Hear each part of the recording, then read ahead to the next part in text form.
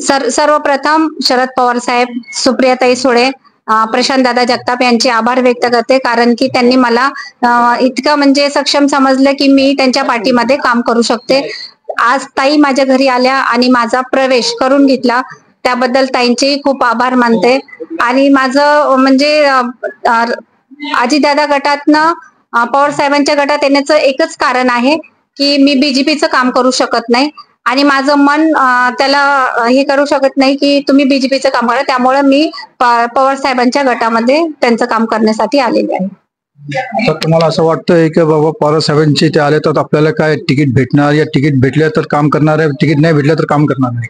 पवार साहेबांनी कॉर्पोरेशनसाठी जर मला तिकीट दिलं तर मी नक्कीच काम करेल आणि प्रशांत दादांना यावेळेस तिकीट मिळावं अशी इच्छा व्यक्त करते. आणि त्यांना तिकीट मिळालं तर त्यांना पूर्णपणे मुस्लिम समाजाचा साथ मिळेल आणि दादांना आम्ही पूर्ण मुस्लिम समाज निवडून आणण्यासाठी पूर्ण प्रयत्न करू. आणि आता जे रामगिरी महाराज संदर्भात जे आपल्या मुस्लिम बंधूसाठी त्यांनी जे असं वक्तव्य केलेलं आहे, तर आपण काय ताईला हे गोष्ट काय त्यांचे निर्देशन आणून घेतले का ते दोन समाजामध्ये तीर निर्माणाचं काम करतंय? इलेक्शन आली तर दोन समाजामध्ये तीळ निर्माण करणे फक्त बीजेपीचं हेच काम आहे आणि हे काम आम्हाला आवडत नाहीये.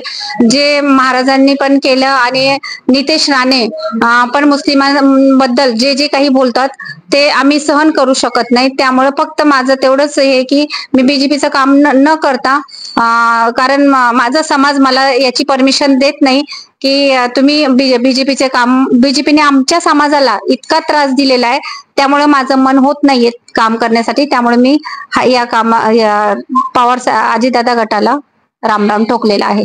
शुक्रिया.